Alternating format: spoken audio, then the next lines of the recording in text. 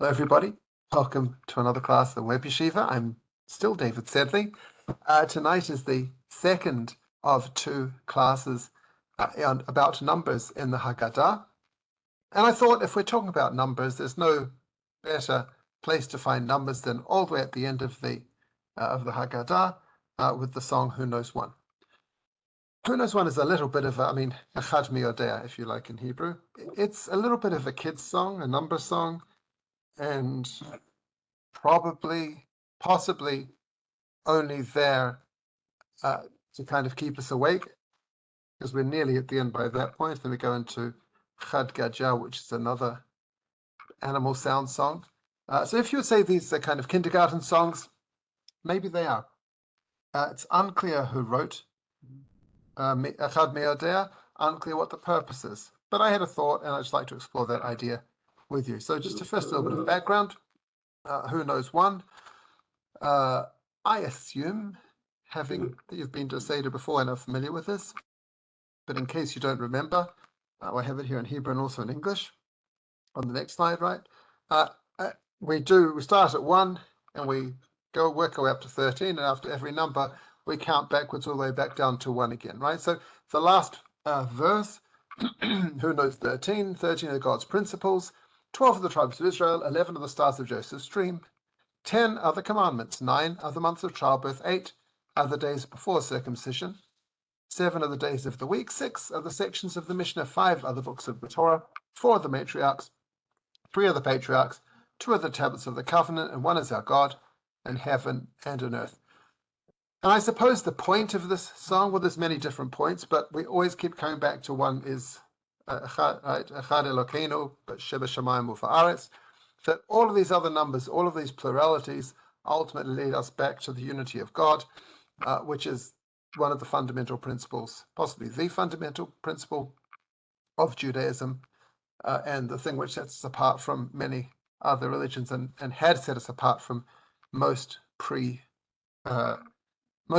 all religions before Judaism. So, okay, I'll tell you my theory in a minute. Just a bit of historical context. Jewish encyclopedia is impenetrable, as always. So Zunz claims, a historian, says that this song only begins in the German Pesach Haggadahs in the 15th century. But then actually, so only in Germany and only in the 15th century, but then he found, in fact, that it was also in Avignon and not specifically for Pesach. And so therefore, he rejects the idea that it's an adaptation of a German folk song, because the German song comes later than Echad Mi Yodea. So it's unclear, but it seems that our one came first. Just in case you're wondering, Guter Friend, ich frag dich, right? Good friend, I ask you. This is what the Christians of the 15th century were singing. And they have a similar thing, but theirs goes to 12 and not 13. They have 12 apostles, 11,000 martyrs. Don't ask me any questions on this, I don't know. 10 commandments, 9 choirs of angels, 8 beatitudes, 7 sacraments, 6 jars of red wine at Cana, 5 prayers of the church, 4 evangelists, 3 patriarchs, 2 tablets, and 1 is God alone. Floats on heaven and on earth. I guess this is Google Translate, so if you don't like the translation, that's fine. You'll see, obviously, some very significant differences from ours, but also some parallels to what we say. My theory, at least my theory for this year, is as follows, that each of these 13 numbers that we say what they stand for, have to say they stand for this number, because we might have thought there is a different number that would be more appropriate.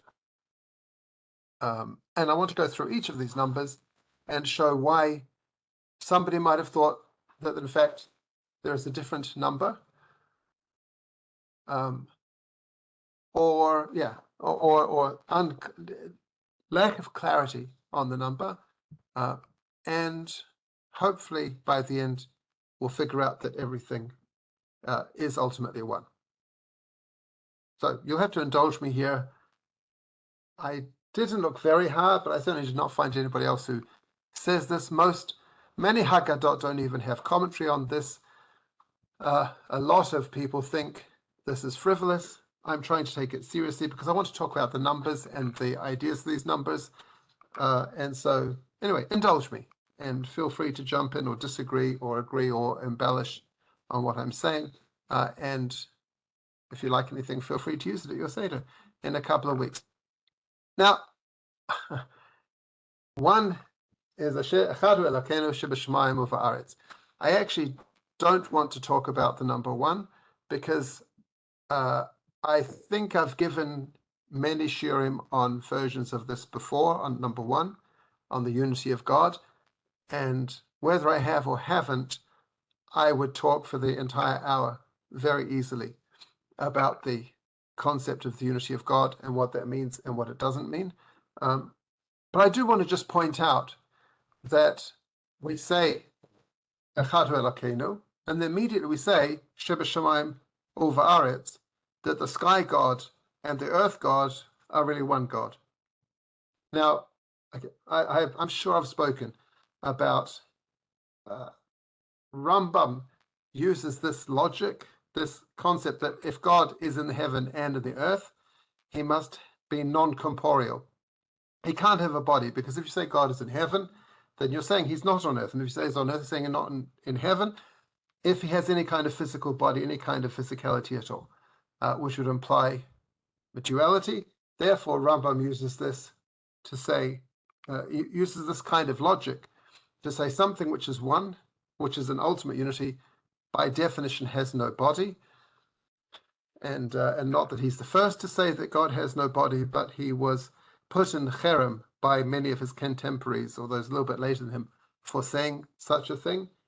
The alternative view is that, of course, God is not limited by Rambam's logic, and God can choose to have a body if he wants to, or not have a body if he wants to, and it's not our job to question. Our job is to believe that God is one, regardless of logic, and therefore God could be in heaven, and God could be on earth, and God is still one, even if he's in two places, and our brains explode when we think about that. But that's what the Torah says, and the Torah in several places, the Torah, Tanakh, talks about God being in a certain location, right? So to say that God can't be in that location, like Rambam does, so Moshe Takel and others would say that is heretical. And so anyway, we're grappling, at the very beginning of the song, we're grappling with one of the most difficult and fundamental concepts in Judaism to try and understand what the unity of God is, what it means to say we have one God. Of course, the heaven and the earth also refers to the incompatibility or the difficulty of synthesizing the idea that God is hashgacha, that God is all-knowing, all-powerful, and controls everything, while at the same time, right, that God is in heaven, while at the same time saying that we on earth have free choice and can live our lives as we choose, because without free choice, then reward and punishment are meaningless. So to try and synthesize those two opposites, that everything is decreed from heaven and everything is up to us to choose for ourselves on earth, that's a really heavy thought to contemplate after you've had 4 glasses of wine, a big meal, and it's getting late at night and you're nearly on the last page of the Haggadah, and you've suddenly been thrown into this difficult concept, irreconcilable concept, which the greatest minds have grappled with and come to different solutions. So it's probably a good thing that this is a children's song and not to be taken as a theological tract, because this number one, Hu Elokeinu Shebashamayim Va'aretz, is one of the most difficult theological points to understand. And even the name we use for God, Elokeinu, Elokim is a plural word. Right? Elokim. There are some plural words that are singular. And we say scissors. I think scissors. I don't know if you see what Americans say, but people say scissors, even though they mean one pair of scissors, not 2 pairs of scissors. It's a plural word. So similarly, completely differently, unrelated, Elokim is any word that ends in a yud, mem, and im is a plural word, and yet we talk about God as one while using a word that is plural. So Elokeinu, he is our God, plural, but he's one in the heavens and the earth. No one wants to jump into anything about the number one. And as I said, I could keep talking for a very long time, so I'm going to move on to number two and ask a question that doesn't really work in the English. But in the Hebrew, we say, Shnei Luchot HaBrit. And my question, which I don't think I've asked in any of my previous years of preparing for Pesach, when we say Shnei Luchot HaBrit, does that mean the tablets that Moses brought, he brought two of them, right? 5 commandments on each. Or does it mean there were 2 sets of tablets that Moses bought? That Moses bought the first set of tablets that was smashed when he saw the golden calf, and a second set of tablets that survived. The first set of tablets represents Torah Shebichtav, the written Torah. The first tablets were written with the finger of God. The second tablets were dictated by God to Moshe and written by Moshe, and therefore represent the Torah Shebaal Peh, the oral law. The Torah in 2 different places, in Parshat Yitro in Shemot and in Parshat Va'etchanan in Devarim, the Torah lists the 10 commandments, and they are basically the same, but also there are dozens or hundreds of differences between them the more deeply you look. And one of the explanations for the differences between the 2 sets of tablets is that the first declaration of the 10 commandments in Shemot and Yitro is the original set of tablets, the original 10 commandments that were given to the Jews before the sin of the golden calf, in a time when they wouldn't have needed, had they not sinned with the golden calf, they wouldn't have needed the second set of tablets, they wouldn't have needed the oral law. Moses could have led them into Israel without needing to hand over to Joshua. The second set of tablets, the tablets described in Devarim being a book written by Moshe, that's the words of Moshe, and even though it's divine, it's somehow less divine than the first 4 books, so that represents the second set of tablets, the Luchot that Moshe made, which are the ones that we live with in the world today, in the world in which we live, in the world after the sin of the golden calf. And so when we say to the Shnei Luchot HaBrit, Brian, 1 second, they can be both. The important thing is these 2 sets of tests of the Shem, they're comprised of right. But exactly, Brian, they can be both. And so it could be these 2 tablets contain the entire 10 commandments, or it could also mean that we need the first set of tablets, which is the divine law, and the second set of tablets, which is the more human law via Moshe, and that's when we talk about number 2. We in fact need both sets of commandments. And the Gemara in Menachot, it's alluded to also in the Gemara in Berachot, and it's discussed in the Gemara Bava Batra. But after Moshe comes down from the mountain and he smashes the 10 commandments, and then he goes back up to Har Sinai, God says to him, not in Yitro but in Devarim, God says to him, the Luchot asher shibarta v'samtem ba'aron. Take the tablets that you broke and place them in the ark, right? The Ark of the Covenant. So Tani, it's taught in a bride. Rav Yosef taught, Melamed shaluchot v'shifrei luchot monachim ba'aron. This teaches that both the 2 tablets that survived, the second set of tablets, and the broken pieces of the first 2 tablets are both placed in the ark together, in the Aron. And this teaches us, I'm just how do you say it to us? Aha, good challenge, Brian. Thank you. I'll come back to that in a second. So you put both the second set of tablets and the broken first sets in the tablets together, and then the Gemara takes a nice metaphor, makes a metaphor out of it, and says, "Mikan l'tamid chacham sheshachach talmudo machamat onso." From here we learn that a Talmid Chacham who forgot his Torah learning because of something beyond his control, because of some kind of forgetfulness, something, right? She'ein nogin bo minhag bizayon. You can't treat him with disrespect. You still have to treat him as somebody who once did know Torah, just like you give respect to the tablets that once contained the entirety of the Torah and was smashed by Moshe. They're still placed in the Aron. They still have the honor, the kavod of the first ones, of the second tablets that we have. So perhaps what we're saying when we say Shnei Luchot HaBrit is that there's room for both the first and the second. They both have Kedusha, they both have holiness, and even though we can't currently live in a world of the first commandments because we sinned with the golden calf, ultimately our goal is to get back to the unity of God and to be in a world where we can have a direct relationship with Him without Moshe as an intermediary, and relate to him on the level of the first set of tablets. Brian wants to know, how can I say that Devarim is of a less state than the other books of the Torah?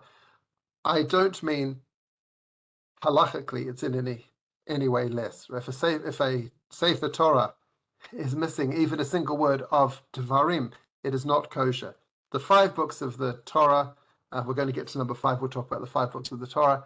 The entire Torah has the same level of holiness. The entire Torah is equally important. Devarim has it has probably a third or nearly half of all the, no, probably not half, of the mitzvot that we keep. So Devarim is extremely, extremely important. However, the whole book is called Devarim. These are the words that Moshe spoke. All of the rest of the Torah are words that God spoke in the first 4, not in Bereshit so much, but from Shemot to Bamidbar, we have Vaydaber Hashem el Moshe lemor, that God said to Moshe, and Moshe says it in God's name, and it's speaks about God in the first person and Moshe in the third person. In Devarim, these are the words of Moshe, and Moshe speaking in his own voice. You came to me, you complained to me, you said this to me, and God is in the third person. So I'm not implying that it's less holy or less important than the others, but I am saying it's presented in a different way. It's presented in a way, of course, Moshe, when Moshe speaks, even in his own voice, he's speaking through God, because he was on a different level of prophecy from any of the other prophets that lived afterwards. That was the mistake that Aaron and Miriam made, that they didn't appreciate that everything that Moshe says is coming from God, even when he's speaking in his own voice. But the English name of Deuteronomy is a restatement of the law, meaning, and we call it Mishnah Torah in Hebrew, right? The second Torah. So the first Torah is the first 4 books, and the Mishnah Torah, the second Torah, is Devarim. So I don't know if I've clarified that enough for you, Brian. I know I often say things that are heretical, but I'm really not trying to be heretical here. I'm just trying to. Devarim has this kind of in-between status of, has the same holiness, sanctity, importance, all those words as the first 4 books, but also when you read it, it sounds as though we're reading the words of Moshe and not the words of God. And that's a difficulty that we have to reconcile, however we try and understand Echad Mi'odeh, or regardless of what you think of what I say. So anyway, that's okay, good. Let's see.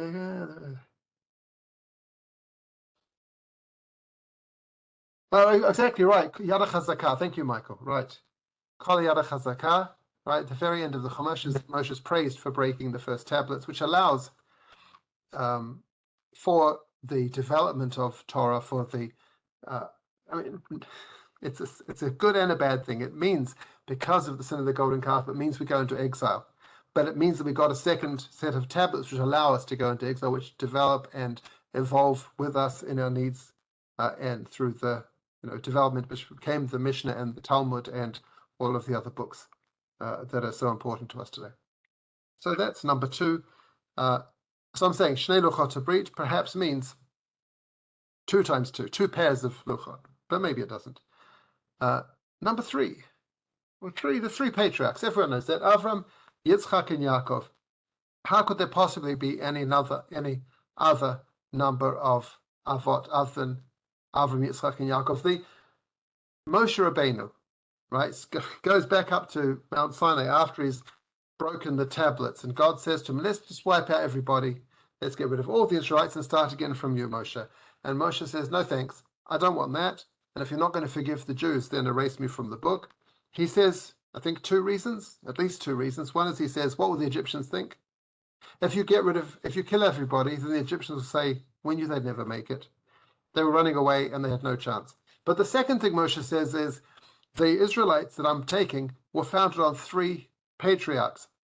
If a stool made of three legs can't stand, then what chance is there if there's a stool with only one leg? If everything's coming from me, there's no chance at all. So however great Moshe was, and he was the greatest prophet that ever lived, he wasn't one of the patriarchs. Shmuel Hanavi was as great as Moshe and Aaron together, right? Shmuel, I can't remember, Kohanav, I can't remember the verse. And he's as great as Moshe and Aaron combined. He's still not one of the patriarchs. There's only three Avot, Avram, Yitzchak, and Yaakov. That's very clear. Except there is also Yosef. Right, what does it mean to be a patriarch? It means to be the father of, in the case of Avram and Yitzchak and Yaakov, it means to be the father of all of the 12 tribes of Israel. Right, the father, grandfather, great-grandfather of the 12 sons of Yaakov. But two of Yosef's sons, and we're going to get to number 12 and talk about this, hopefully, time permitting, two of Yosef's sons also became tribes. Right? So yes, it's true that Avram, Yitzchak, and Yaakov are the ancestors of all 12 tribes, but Yosef is an ancestor of two of the tribes. And after he's interpreted Paro's dream, and Paro sends him out over Egypt to start collecting all the grain to get through in the years of plenty, so they can survive through the years of famine, it says, Vayakev Oto, that Paro put him in this chariot, in the second best chariot that Paro has, and they called in front of him Avrech. What does Avrech mean? Nowadays, an Avrech is someone who learns in Kollel. Right? And Avrech, for whatever reason, has become the word for a married person sitting in yeshiva. But what does it mean when Paro calls Yosef Avrech, right? I'll see what Rashi says in a minute. Now, I'll close the frame. Paro put Yosef over all of Egypt. Rashi says, and the spacing is all messed up because of the English and Hebrew backwards and forwards. But Avrech Getar Gomer Den Abel Malka. He is the father of the king. Why? Because Rech B'lashon Arami is Melech. The word Rex, right? And it's not actually in Aramaic. It means Rex is Latin for king. And B'shutafin Lo Recha V'lo Barecha. V'div Haggadah Dorosh Rabbi Yehuda Avrech Ze Yosef Sho'av B'chochma V'rach B'shanim. So Rabbi Yehuda says that Avrech means, so the first explanation is Yosef is the father of the king. Second explanation in Rashi is that he is a father in his wisdom, but he's soft in years, like a young father. And so I'm not going to go into the rest of the Rashi here, but Yosef is kind of a patriarch. He is the Avrex, exactly. So exactly. So Yosef is not a patriarch, but he's also not a patriarch. And when he's in his role as a patriarch, he's not one of the 12 tribes, because his two sons, Manasseh and Ephraim, are the true tribes instead of him. So I guess the point is that there are three patriarchs, but when we say there's three, we're saying however great Yosef was, whatever he did, he's not a patriarch. His name means expansion. Yosef is to add, right? So when he was born, his mother Rachel said, right? She said, "Okay, I've got one kid. May God give me a second kid. May God add on more." Yosef's an extension. So if there's three patriarchs, Yosef extends that further beyond the three into at least 3.5 of extending the concept of patriarch, and that's what we say in the Chad Me'odea, that there's only three, notwithstanding Yosef, who is pivotal in the whole Haggadah and the whole story of Pesach, and we wouldn't have got into Mitzrayim without Yosef, and wouldn't have got out of Mitzrayim without Yosef. All of that is there, and nonetheless, there's only 3 patriarchs and not Yosef. 4 is easy. There's 4 matriarchs, right? We can name them. Yeah, Sarah, Rachel, Sarah, Rivka, Rachel, Leah, right? The 4 matriarchs, because they are the mothers of all the 12 tribes, right? Sarah is the mother of Yitzchak, who is the grandfather of all the tribes, and Rivka is the mother of Yaakov, who is the father of all the 12 tribes. And Rachel and Leah, wait a second, between them they've only got 8 tribes, not 12. How are they called the mothers? They only cover. Oh yeah, exactly. So very good. Thank you, Ruben. Yes, in the Shemona Esrei we say Elokei Avram, Elokei Yitzchak, Elokei Yaakov. We don't add Elokei Yosef. Exactly right. And that's the point, that Yosef is not a father. I said after Pesach I'm going to give a series of shiurim on the Shemona Esrei, and I'll talk about what that means to say that. Going to go back to number 1 again, aren't I? But why don't we say Elokei Avram, Yitzchak, Yaakov? Right? Why don't we say the God of Abraham, Isaac, and Jacob? There'll be one God, 3 fathers. Instead we say there's a God of Abraham, and a God of Isaac, and a God of Jacob. That sounds almost like there's 3 gods, right? So I'll please God, I will talk about that after Pesach in another series of shiurim. But absolutely right, we don't say a God of Joseph, right? No, Elokei Yosef. Why do we call, and I don't really have a good answer for this if I'm honest, why do we say there's 4 matriarchs if 2 of them are not the mothers of all of the tribes? In other words, why aren't Rachel and Leah on the level of Yosef? They are mothers of some of the tribes, right? She's mother of 6, she's mother of 2, and then there's 4 tribes who have no.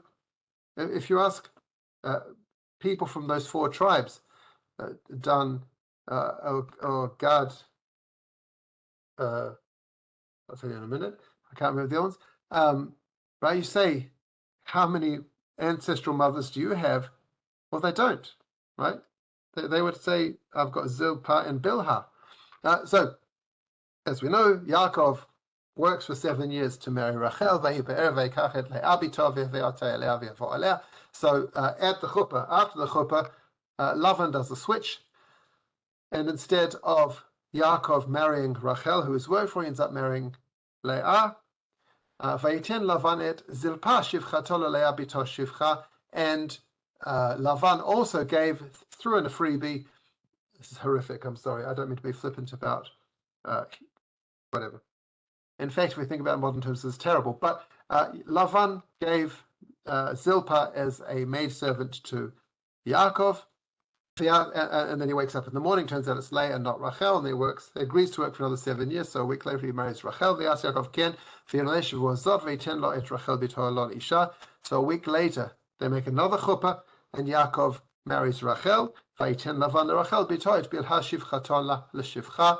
And Lavan gives Rachel a maidservant called Bilhah, who is her servant. As we know, when Rachel sees she is barren, she gives Bilhah to Yaakov, and he has 2 children from Bilhah. And that's the premise of the Handmaid's Tale, that women are just there to serve the men. In this case, she was serving Rachel. And yes, the children of Bilhah, and so a subset of the children of Rachel and Leah. Exactly, they named them and adopted them. And that teaches us that adopted children are as important as biological children. It teaches us that raising somebody else's child is not only here, there's several places that we learn this, but that raising somebody else's child is considered as if you gave birth to them. So in that sense, right, exactly what you're saying, Brian, that the children of Zilpah and Bilhah can say that, yes, biologically, Rachel and Leah were not their mothers, but in terms of how they were raised and adopted and everything else, they are also from Rachel and Leah. And yet, the four sons of the Shvachot didn't get the same inheritance as the other 8 children. They were all on the outskirts, the edges of the land of Israel. They were treated as second-class citizens by the sons of Leah, right, by their 6 brothers. So yes, they're part of the family.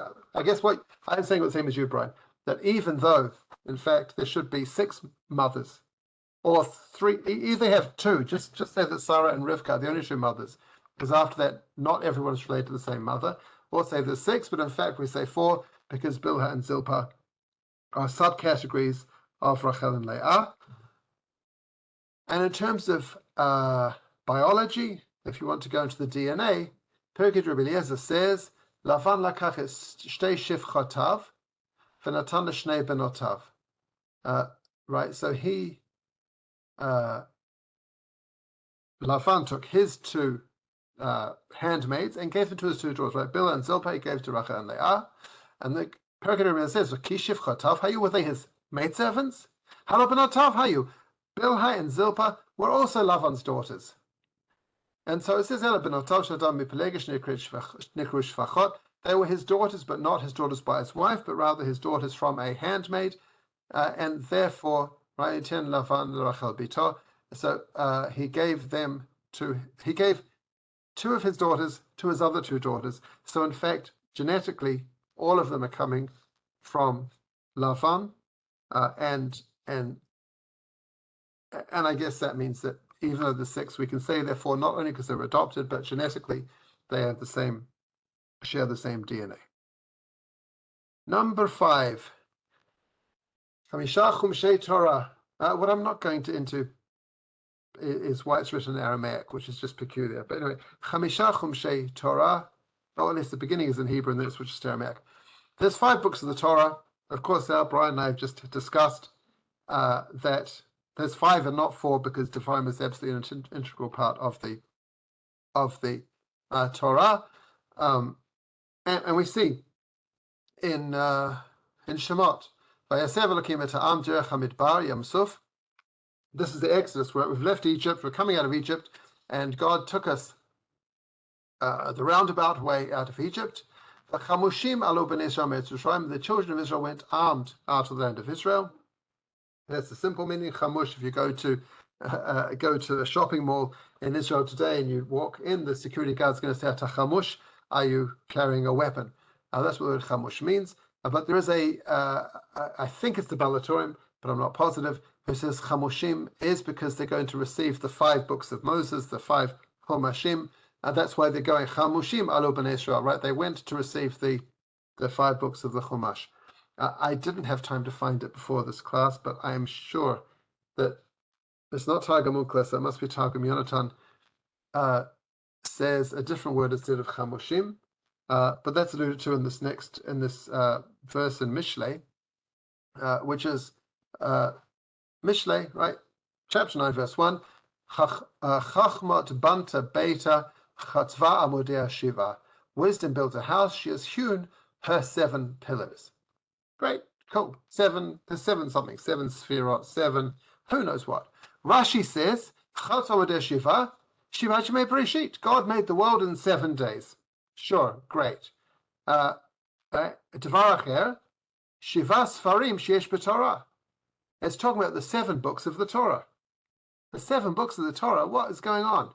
Because Vayibin Saharon, Sefer Latzmod Masech Shabbat, the Gemara in Shabbat, says that, if you remember in Parshat Ba'alotecha, in Bamidbar, in Numbers, there are, right, the Jews come and they complain there's no food, and they get the slav, the not the grouse, what's it called? Don't blank on the birds that they're getting. Quail. Get the quail, and they complain, and there's a tragedy there.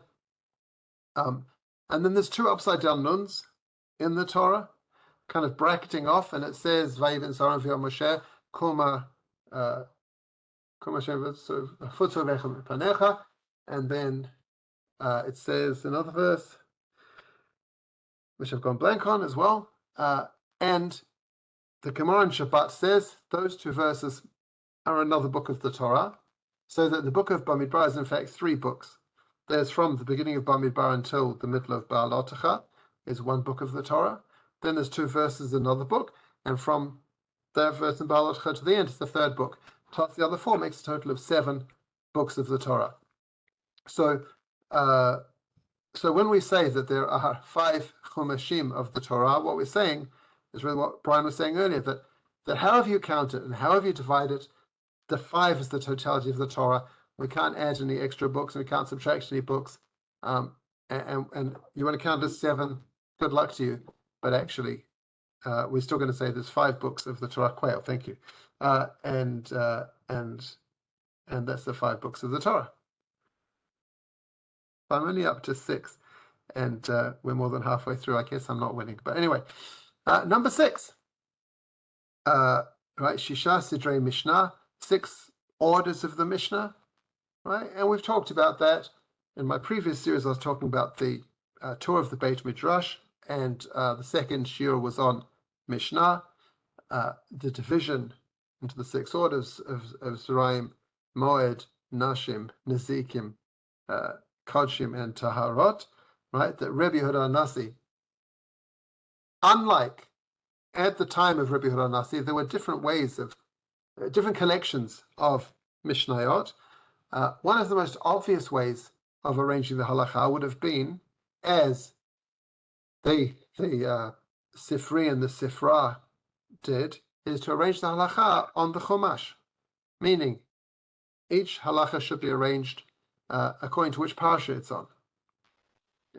Deriving the verses, take the verse and tell me the right. Take the Torah Shebechtav and turn a Torah Shebal Peh. Rabbi Yehuda Nasi, I don't think it was his innovation, because there's also the Tosefta and other collections, but his decision was that the text we're going to use is going to be arranged not according to the order of the Torah, but thematically, that all the laws are connected to the land of Israel, connected to the ground, are in one area. All the laws connected to the calendar, Shabbat and the festivals, are going to be put together. All the laws of connected to marriage and divorce are together. All the laws of damages are together. All the laws of the sex of the temple are together, and all the laws of purity and impurity are going to be put together. So thematically, right, which is also how many 1,000 years later, 1,100 years later, when Rambam, in fact, no, so 900 years later, when Rambam decided to organize his halachot, he didn't follow the order of the Gemara, but he recategorized everything in the most logical order. And then the Rosh, the Torah, when he wrote the Arbatorim, again, cataloged everything in different orders. There's 6 sections of Mishnah, but in order to get to the 6 orders of Mishnah, he had to whittle that down from a lot more Mishnah that he didn't include. So the Gemara Haggadah is one place where this is referred to, Mash'en, Elo Bale Mikra, Mash'ena, Elo Bale Mishnah. Right? It's learning a verse in, I think, Yechezkel. It's talking about people who know the text of the Tanakh, and people who know the Mishnah. Kigon Rabbi Yehuda ben Tema v'chaverov. The people who really know the Mishnah, it's Rabbi Yehuda ben Tema and his friends. Pliki bar of Papa for Rabbanan. If Papa and the rabbis disagree about how much Mishnah Rabbi Yehuda ben Tema and his friends knew, Chadama Sheish Me'ot Sidrei Mishnah. One of them said that they knew 600 orders of Mishnah, not 6, but 600. B'chadama Sheva Me'ot Sidrei Mishnah. The others said they knew 700 orders of Mishnah. So that means they had either a lot more Mishnayot, which I think is what it means, a lot more Mishnah than we have nowadays, or it means they had the same number but arranged in a much bigger catalog system with only a few Mishnayot in each. But what it means is they had a lot more Mishnah than we have nowadays. Rabbi Yehuda Nasi whittled down, or clarified, codified, condensed, simplified that vast number of Mishnayot into the 6 Sedarim of Mishnah that we have today. I think what we're saying also in this, perhaps at the end of the Seder, when we've finished talking about the redemption, we've been talking all night about redemption from Egypt, we're saying that even those parts of the Mishnah which are not directly relevant nowadays, right, or certainly weren't relevant at all very recently in terms of the laws of the land of Israel, right, those bits that the Torah left out of his book, the laws of this temple, right, we don't have a temple. Why should we bother learning the Kodshim nowadays? Purity and impurity, we don't need to do that. So the Torah left them out when he's organizing his halacha book. The Shulchan Aruch does not include those in his halacha section.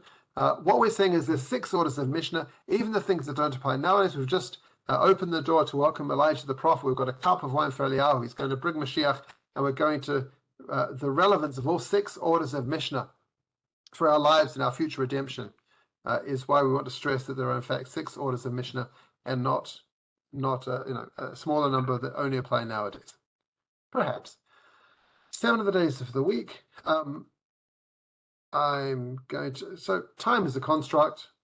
7 is only because there's one God in heaven and earth who created the world in 7 days, who said there should be 7 days a week. I was going to go, if I would have had another half hour, would have talked about different cultures and different systems of counting, and it's remarkable how God made the number 7 as part of the world, so that so much of the world, vast majority of the world, has 7 days in the week. After the French Revolution, there was a short-lived attempt to make 10 days in a week and 10 months in a year, and that lasted, I think, less than 2 years. It's a failure, so that the 7 days of the week is built into the fabric of creation, and ultimately comes back to God creating the heavens and the earth. The unity of God connects to the 7. 7 is, of course, the number of the physical world, that is the days of creation, and the 6 sides of the cube, meaning the 3 dimensions plus the inside that keeps it all going, and then 8 is the spiritual number, the one beyond, which is Hanukkah, and which is all of the 8s and 8 days of the Brit. So I didn't want to get. It's hard to find. It's not hard. When we say 8 in the days of the Brit, that means we're coming to say, not like Avram Avinu, who circumcised himself at the age of 90, not like Ishmael, who circumcised himself at the age of 13, not like slaves, right? We've just, Haggadah shel Pesach, we were slaves and now we're free. If I am a slave owner, right, as permitted by the Torah, and I have a non-Jewish maidservant, a non-Jew who is my slave, and she has a child. So a slave has to agree to go through a semi-conversion process.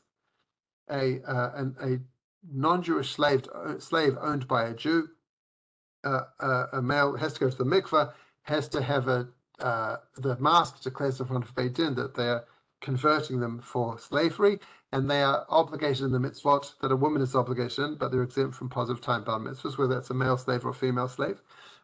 If that female slave has a child, that child also has to have Brit Milah and has this semi-Jewish status.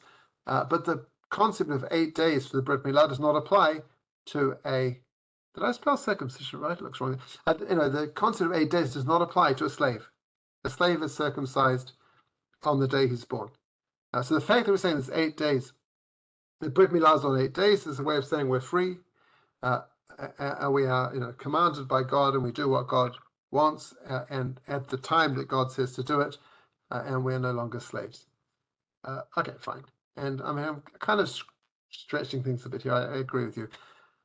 9, no one's going to argue with 9 months of childbirth. But it's interesting, at any rate, that Yitzchak was born on Pesach, right? The other Avot, Avram and Yaakov, were both born on Rosh Hashanah, but Yitzchak was born at Pesach. We know that. We know that. We don't really know that, but we know that because the angels who came to Abraham and said, "You're going to have, right, this time next year, you're going to have a son." They then went to save Lot from Sodom, and Lot served them matzot. So they must have been Pesach time when they came. That's a different explanation. The Gemara Shana says not that. It says, how do we know that Yitzchak was born on Pesach? The angel says to Avram, so I understand Lamoed this time next year. The Gemara here is understanding at the next festival. Next festival, I'm going to come and you're going to have a son. So, when did the angel come? If the angel came on Pesach and said, next festival, Shavuot, 49 days you're going to have a son, how could Avram and Sarah have conceived and have a child that's only after 50 days? So it can't be that. So if the angel came on Shavuot and said you'll have a child at the next Yom Tov, which is yes, the Gemara will be the 7th month and the 8th month, yes indeed. So if Shavuot till Rosh Hashanah or even till Sukkot is only 5 months, also no good, right? Ella dekai b'chag v'kam v'lisan. It must be that the angel came on Sukkot and said, next Yom Tov, which is Pesach, you're going to have a son. Now, Michael's pointed out that the least you could have is 7 months. And the Gemara says, Akati b'shiti yachimiki elder. How could Sarah have a baby in only 6 months? That's not enough time for the baby to be cooked. Tana otasham shana moberet haita. That year was a leap year. So, in fact, it was 7 months from, like this year, from 7 months from Sukkot until Pesach. And Yitzchak was born after 7 months on Seder night. And then it gets into technicalities of having to go to the mikveh and how they could conceive that quickly and whatever it is. So I don't quite know what the message is here, but if we say 9 months of birth, we're saying, notwithstanding that Yitzchak was born after 7 months, and that, in other words, the full gestation period, just like we were in Egypt for 400 years, and that 400 years was in fact only 210 years. We came out early, and it's considered as if we did 400 years in Egypt or 430 years, so that 9 months is the time, whether or not a baby is born after 9 months or after 7 months or just 2 weeks late, 2 weeks early.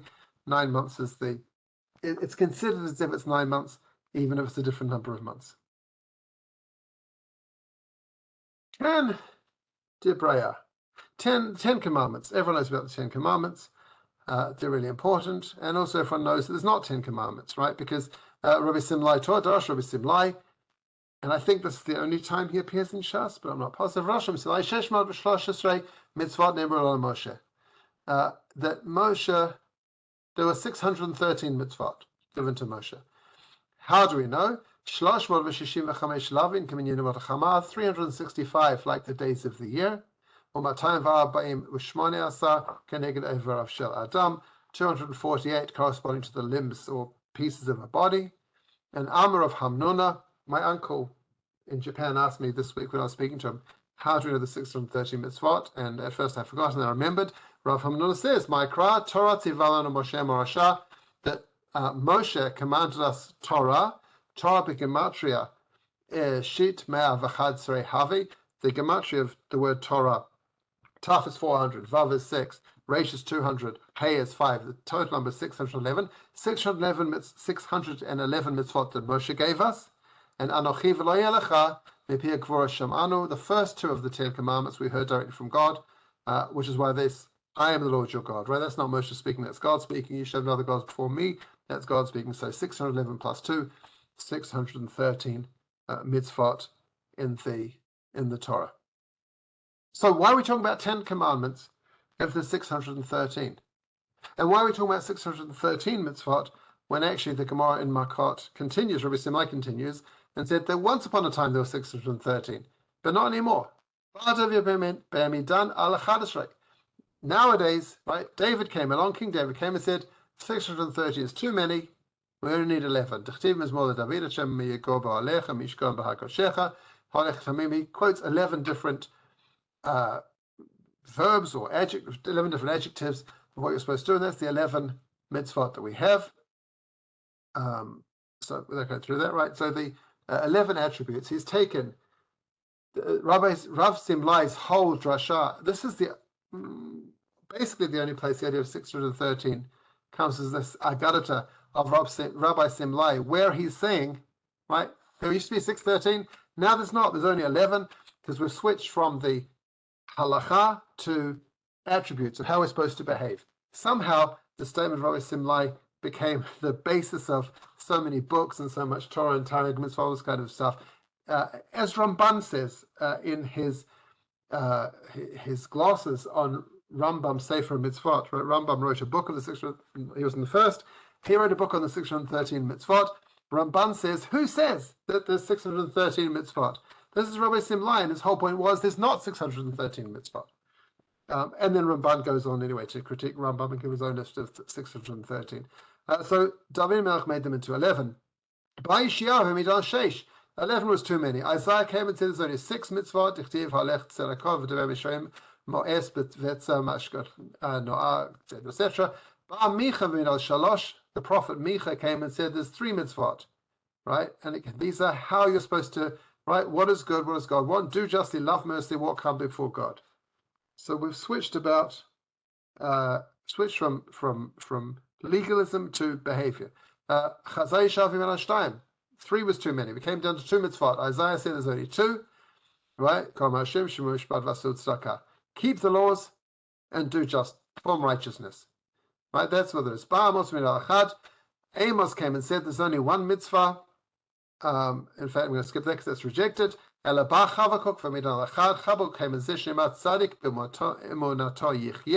righteous will live by his faith. The only mitzvah we have is faith. Everything else is just, tangential to that. So yeah, Brian, we talk about 10 commandments, but actually, of course, there's both 613 and not 613 at the same time as they're 10. Reminded of what Hillel did to the convert who came before him and said, teach me the whole Torah while I'm standing 1 foot. He says, that which is hateful to you, don't do to others. Everything else is commentary. That's along the lines of Habakkuk. Have faith and everything else is commentary, is secondary. I'm not going to go into this, but there's a machloket. There's multiple opinions as to what the 10 commandments actually are. We know there's 10. Of course there's 10 because in Shul it's got Aleph, Bet, Gimel, Dal, Hey, up to Yud. So there must be 10. But there's different opinions as to what's included in the 10, where it ends, and what counts and what doesn't. But anyway, so that's when we say 10 commandments. What we're also saying is we left Egypt to get to Har Sinai, to get the 10 commandments, but the 10 is kind of a number of totality, a 2-digit number, which also represents far more and far less. I'm going to run out of time, so I'll just do 11 dream, right? Joseph has 11 stars in his dream, meaning his 11 brothers, who are going to bow down to him in Egypt. And it doesn't talk about the 11 sheaves of wheat somehow in who knows one. We don't have 11 sheaves of wheat. We also don't have the sun and the moon, which are critical to this dream, because when Yosef says his dream to his brothers, they throw him out of town. And Yaakov says to him, me and your mother, son of the moon, me, your mother, and the 11 brothers. Your mother can't come; she's dead. Right, and